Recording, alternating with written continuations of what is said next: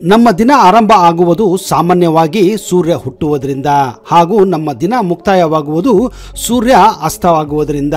ಒಂದು ವೇಳೆ ಸೂರ್ಯ ಅಸ್ತಮಿಸದೇ ಇದ್ರೆ ಊಹಿಸಲು ಸಾಧ್ಯವೇ ಇಲ್ಲವಲ್ಲ ಸ್ನೇಹಿತರೆ. ಹೌದು, ಸೂರ್ಯ ಹುಟ್ಟಬೇಕು, ಸೂರ್ಯ ಮುಳುಗಬೇಕು, ಆಗ ತಾನೇ ನಮ್ಮ ಜೀವನ ಸರಿಯಾಗಿ ನಡೆಯೋದು. ಅದು ಪ್ರಕೃತಿಯ ನಿಯಮ ಕೂಡ. ಹಾಗೆಯೇ ನಮ್ಮ ದೇಶದಲ್ಲಿ ಹೆಚ್ಚು ಕಡಿಮೆ 12 ಗಂಟೆ ದಿನವಾದ್ರೆ ಬಾಕಿ 12 ಗಂಟೆ ರಾತ್ರಿ ಆಗುತ್ತದೆ. ಆದರೆ ಈ ಭೂಮಿಯ ಮೇಲೆ ರಾತ್ರಿಯೇ ಕಾಣದ ಜಾಗಗಳು ಎಂದ್ರೆ ನಂಬುತ್ತೀರಾ? ಹಾಗೆಯೇ ಸೂರ್ಯನು ಮುಳುಗದೇ ಇರುವಂತಹ ಜಾಗಗಳು ಇದೆ ಅಂದ್ರೆ ನಂಬುತ್ತೀರಾ? ಹೌದು, ಅಂತಹ ನಂಬಲಾಗದ ಕೆಲವು ಚಿತ್ರ ವಿಚಿತ್ರ ಜಾಗಗಳ ಬಗ್ಗೆ ಇವತ್ತಿನ ಈ ವಿಡಿಯೋದಲ್ಲಿ ನಿಮಗೆ ಅಂತಹ ಕೆಲವೊಂದು ರೋಚಕ ಮಾಹಿತಿಯನ್ನ ಕೊಡ್ತಾ ಇದ್ದೀನಿ. ಅದಕ್ಕಿಂತ ಮೊದಲು ನೀವು ನಮ್ಮ ಚಾನೆಲ್ಗೆ ಹೊಸಬರಾಗಿದ್ದರೆ ದಯವಿಟ್ಟು ಈಗಲೇ ಸಬ್ಸ್ಕ್ರೈಬ್ ಮಾಡಿ, ಜೊತೆಗೆ ಬೆಲ್ ಐಕನ್ ಕೂಡ ಪ್ರೆಸ್ ಮಾಡಿ.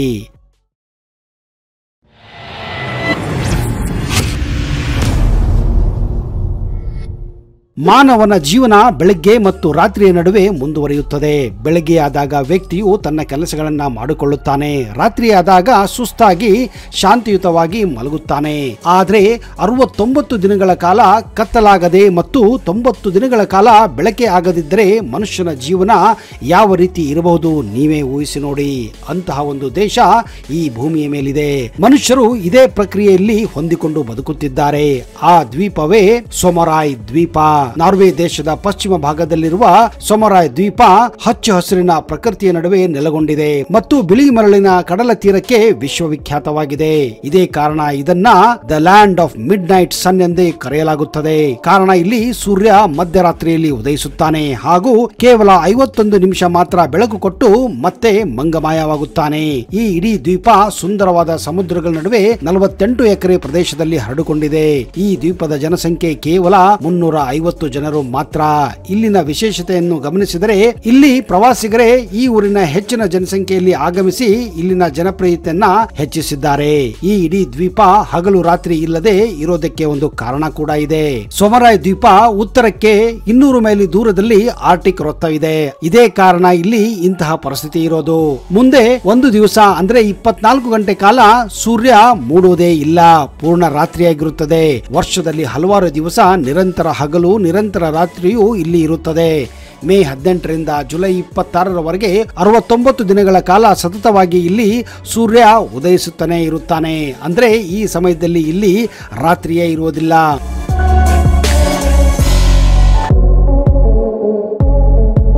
ಮತ್ತು ನವೆಂಬರ್ 1ರಿಂದ ಜನವರಿವರೆಗೆ 90 ದಿನಗಳ ಕಾಲ ಇಲ್ಲಿ ಸೂರ್ಯ ಉದಯಿಸುವುದೇ ಇಲ್ಲ. ಅಂದ್ರೆ ಈ ಸಮಯದಲ್ಲಿ ಜನರು ಇಡೀ ಹಗಲು ಮತ್ತು ರಾತ್ರಿಯನ್ನು ಕತ್ತಲೆಯಲ್ಲಿಯೇ ಕಳೆಯಬೇಕಾಗುತ್ತದೆ. ಇಲ್ಲಿನ ಜನರಿಗೆ ಹಗಲು ಮತ್ತು ರಾತ್ರಿಗೆ ಯಾವ ವ್ಯತ್ಯಾಸವೂ ಗೊತ್ತಾಗುವುದಿಲ್ಲ. ನವೆಂಬರ್ನಿಂದ ಜನವರಿಗೆ 24 ಗಂಟೆಗಳ ಕಾಲ ಕಪ್ಪು ನೆರಳು ಇರುತ್ತದೆ. ಜನರು ಸಮಯವನ್ನ ಅನುಸರಿಸುವುದನ್ನು ಇಲ್ಲಿ ಆ ಸಮಯದಲ್ಲಿ ನಿಲ್ಲಿಸಿ ಬಿಡುತ್ತಾರೆ. ಏಕೆಂದರೆ ಹೊರಗೆ ಹೋದಾಗಲೆಲ್ಲ ಕತ್ತಲೆಯೇ ಆಗಿರುತ್ತದೆ ಮತ್ತು ಎಲ್ಲಾ ಕೆಲಸಗಳನ್ನು ಇಲ್ಲಿ ವಿದ್ಯುತ್ ಬೆಳಕಿನಲ್ಲಿ ಅಂದ್ರೆ ಎಲೆಕ್ಟ್ರಿಸಿಟಿಯಲ್ಲಿಯೇ ಮಾಡಬೇಕಾಗುತ್ತದೆ. ಅದೇ ಸಮಯದಲ್ಲಿ ಸೂರ್ಯ ಹೊರಗೆ ಬಂದಾಗ ಸುಮಾರು ಬೆಳಗ್ಗೆ 2 ಗಂಟೆಗೆ ಸೂರ್ಯನ ಪ್ರಖರವಾದ ಬೆಳಕು ಇಲ್ಲಿ ಇರುತ್ತದೆ. ಅಂದ್ರೆ ಇಲ್ಲಿ ಮಧ್ಯಾಹ್ನ ನಮ್ಮ ಭಾರತದಲ್ಲಿ ಯಾವ ರೀತಿ ಮಧ್ಯಾಹ್ನ 12 ಗಂಟೆಗೆ ಸೂರ್ಯ ಪ್ರಖರವಾಗಿರುತ್ತಾನೋ ಅದೇ ರೀತಿ ಇಲ್ಲಿ ಮಧ್ಯರಾತ್ರಿ 2 ಗಂಟೆಗೆ ಅಷ್ಟೊಂದು ಪ್ರಖರವಾಗಿರುತ್ತಾನೆ. ಮತ್ತು ಆ ಸಮಯದಲ್ಲಿ ಜನರು ಇಲ್ಲಿ ಆಟವನ್ನ ಆಡುತ್ತಾರೆ.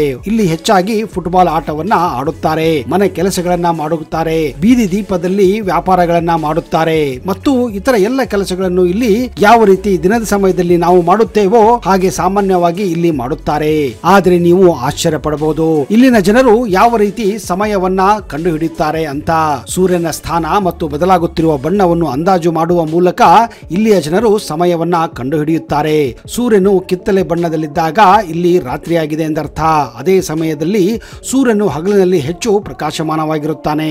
ಇನ್ನೊಂದು ವಿಶೇಷತೆ ಏನಂದ್ರೆ ಇಲ್ಲಿ ವರ್ಷವಿಡೀ ಹಿಮವಿರುತ್ತದೆ. ಇಲ್ಲಿನ ಹವಾಮಾನದ ಬಗ್ಗೆ ಹೇಳುವುದಾದ್ರೆ ಫೆಬ್ರವರಿ ತಿಂಗಳಲ್ಲಿ ಇಲ್ಲಿ ತಾಪಮಾನ -9 ಡಿಗ್ರಿ ಇರುತ್ತದೆ. ಅದೇ ಸಮಯದಲ್ಲಿ ಬೇಸಿಗೆ ದಿನಗಳಲ್ಲಿ ಇಲ್ಲಿ ರಾತ್ರಿಯ ತಾಪಮಾನವು 9 ಡಿಗ್ರಿ ಸೆಲ್ಸಿಯಸ್ ನಿಂದ ಹೆಚ್ಚಾಗಿರುವುದಿಲ್ಲ. ಪ್ರವಾಸಿಗರು ವರ್ಷವಿಡೀ ಇಲ್ಲಿ ಹಿಮಪಾತವನ್ನೇ ನೋಡುತ್ತಾರೆ. ಇದೇ ರೀತಿ ಇನ್ನು ಕೆಲವು ದೇಶಗಳಲ್ಲಿ ಸೂರ್ಯ ಕಣ್ಣು ಮುಚ್ಚಾಲೆ ಆಡುತ್ತಾನೆ. ಅಂತಹದರಲ್ಲಿ ಒಂದು ದೇಶ ಕೆನಡಾ. ಕೆನಡಾದಲ್ಲಿ ವರ್ಷದ ಬಹುಕಾಲ ಹಿಮವು ಹೆಪ್ಪುಗಟ್ಟುತ್ತದೆ. ಬೇಸಿಗೆಯಲ್ಲಿ ಸೂರ್ಯ ನಿರಂತರವಾಗಿ ಇಲ್ಲಿ ಬೆಳಗುತ್ತಾನೆ. ಬೇಸಿಗೆ ದಿನದಲ್ಲಿ ಇಲ್ಲಿ ಹೆಚ್ಚಾಗಿ ರಾತ್ರಿ ಆಗೋದೇ ಇಲ್ಲ.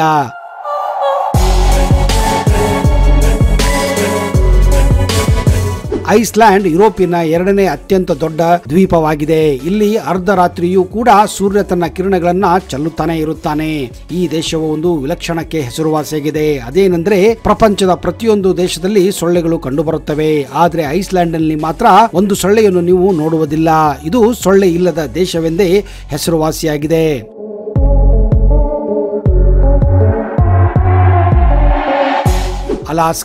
ಅಲಾಸ್ಕಾ ಗ್ಲೇಷಿಯರ್ಗಳು ನೋಡಲು ತುಂಬಾ ಸುಂದರವಾಗಿರುತ್ತವೆ. ಇಲ್ಲಿ ಮೇ ತಿಂಗಳಿನಿಂದ ಜುಲೈ ತಿಂಗಳವರೆಗೆ ಸೂರ್ಯ ನಿರಂತರವಾಗಿ ಬೆಳಗುತ್ತಾನೆ ಇರುತ್ತಾನೆ. ಇಲ್ಲಿ ರಾತ್ರಿಯೇ ಆಗುವುದಿಲ್ಲ. ಇಲ್ಲಿ ರಾತ್ರಿ 12:30ಕ್ಕೆ ಸೂರ್ಯಾಸ್ತವಾದರೆ ಸರಿಯಾಗಿ 51 ನಿಮಿಷಗಳ ಬಳಿಕ ಮತ್ತೆ ಸೂರ್ಯ ಉದಯವಾಗುತ್ತದೆ. ಅಂದ್ರೆ ಕೇವಲ 21 ನಿಮಿಷಗಳ ಮಾತ್ರ ಇಲ್ಲಿ ರಾತ್ರಿಯಾಗುತ್ತದೆ.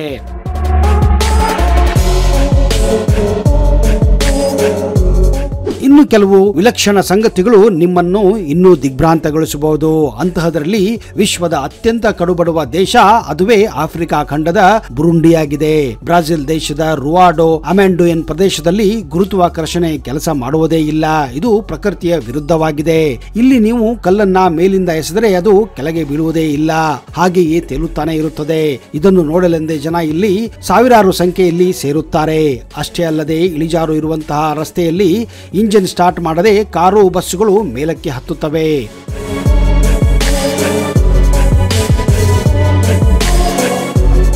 ದಕ್ಷಿಣ ಆಫ್ರಿಕಾದ ಕಿಲಿಮಂಜರೋ ಬೆಟ್ಟದಲ್ಲಿ 24 ಗಂಟೆಗಳ ಕಾಲ ವರ್ಷದ 365 ದಿವಸ ಜ್ವಾಲಾಮುಖಿಯ ಲಾವಾರಸ ಹೊರಗೆ ಬರುತ್ತಾನೆ ಇರುತ್ತದೆ. ಕಿಲಿಮಂಜರೋ ಆಫ್ರಿಕಾದ ಅತಿ ಎತ್ತರದ ಪರ್ವತ.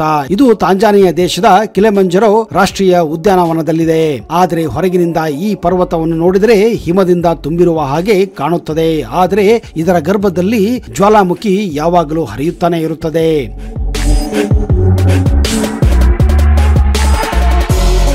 ನೀವು ಹಾಲಿವುಡ್ ಚಿತ್ರ ಜೇಮ್ಸ್ ಕ್ಯಾಮರೂನ್ ನಿರ್ದೇಶನದ ಅವತಾರ ಚಿತ್ರದಲ್ಲಿರುವ ಹಾರುವ ಪರ್ವತಗಳನ್ನ ನೋಡಿರಬಹುದು. ಇವುಗಳನ್ನು ನೋಡಿದರೆ ಯಾವುದೋ ಒಂದು ಕಾಲ್ಪನಿಕ ಲೋಕ ಅನಿಸುತ್ತದೆ. ಆದರೆ ಇವುಗಳ ಅಸ್ತಿತ್ವ ಇದೆ ಅಂದ್ರೆ ನೀವು ನಂಬಲೇಬೇಕು.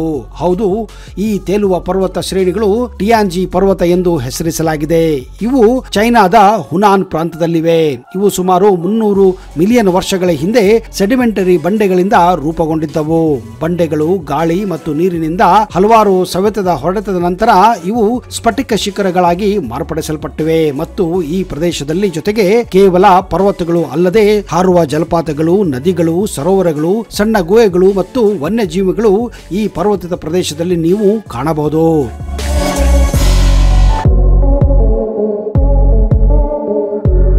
ವಿಶ್ವದಲ್ಲಿ ಅತಿ ಹೆಚ್ಚು ಭೂಕಂಪವಾಗುವ ದೇಶಗಳ ಪೈಕಿ ಜಪಾನ್ ಮೊದಲನೇ ಸ್ಥಾನವಿದೆ. ಆದರೆ ಕೆಲವು ವರ್ಷಗಳಿಂದ ಇಲ್ಲಿ ಭೂಕಂಪದ ಪ್ರಮಾಣ ಕಡಿಮೆ ಆಗಿದೆ. ಇತ್ತೀಚೆಗೆ ಅತಿ ಹೆಚ್ಚು ಭೂಕಂಪವಾಗುವ ಪ್ರದೇಶದಲ್ಲಿ ನಮ್ಮ ನೆರೆಯ ರಾಷ್ಟ್ರವಾದಂತಹ ನೇಪಾಳ ಕುಖ್ಯಾತಿಯಾಗಿದೆ. ಇಲ್ಲಿ ಇದೇ ಕಾರಣ ಹಲವಾರು ರಸ್ತೆಗಳು ಮಧ್ಯಭಾಗದಲ್ಲಿಯೇ ಬಿರುಕುಗಳನ್ನ ನೀವು ಕಾಣಬಹುದು. ಅಷ್ಟೇ ಅಲ್ಲದೆ ಇಂಡೋನೇಷ್ಯಾ ಕೂಡ ಇತ್ತೀಚೆಗೆ ಅತಿ ಹೆಚ್ಚು ಭೂಕಂಪವನ್ನು ಅನುಭವಿಸುವ ದೇಶಗಳಲ್ಲಿ ಒಂದಾಗಿದೆ. ವಿಶ್ವದಲ್ಲಿ ಅತ್ಯಂತ ಭಯಾನಕ ರಸ್ತೆಗಳು ಇರುವಂತಹ ದೇಶ ಅದುವೇ ರಷ್ಯಾ ಆಗಿದೆ. ಇದಕ್ಕೆ ಮುಖ್ಯ ಕಾರಣ ಈ ದೇಶ ವಿಶ್ವದಲ್ಲಿಯೇ ಅತಿ ದೊಡ್ಡ ದೇಶಗಳಲ್ಲಿ ಒಂದು. ಅಷ್ಟು ಅಲ್ಲದೆ ಇಲ್ಲಿನ ಹವಾಮಾನ ಮತ್ತು ಇಲ್ಲಿನ ಭೂಮಿ ಹಲವಾರು ಏರಿಳಿತಗಳನ್ನ, ದೊಡ್ಡ ಕಂದಕಗಳನ್ನ, ದೊಡ್ಡ ದೊಡ್ಡ ಪರ್ವತಗಳನ್ನ ಹೊಂದಿರುವ ಕಾರಣ ಇಲ್ಲಿ ವಾಹನವನ್ನು ಓಡಾಡಿಸುವುದು ಅತ್ಯಂತ ಕಷ್ಟದ ವಿಷಯ ಎನ್ನುತ್ತಾರೆ ಪ್ರವಾಸಿಗರು.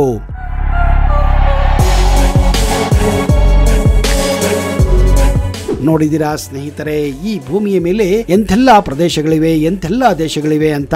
ಚಿತ್ರ ವಿಚಿತ್ರ ದೇಶಗಳ ಪೈಕಿ ಇನ್ನೂ ತುಂಬಾನೇ ಇವೆ. ಅವುಗಳ ಪಟ್ಟಿಯನ್ನ ಹಾಗೂ ಅವುಗಳ ವಿಶೇಷತೆಯನ್ನ ಬರುವ ಸಂಚಿಕೆಯಲ್ಲಿ ಮತ್ತೆ ಕೊಡುತ್ತೇನೆ. ಅಲ್ಲಿಯವರೆಗೆ ಜೈ ಹಿಂದ್, ಜೈ ಕರ್ನಾಟಕ. ನಿಮಗೆಲ್ಲ ಶುಭವಾಗಲಿ.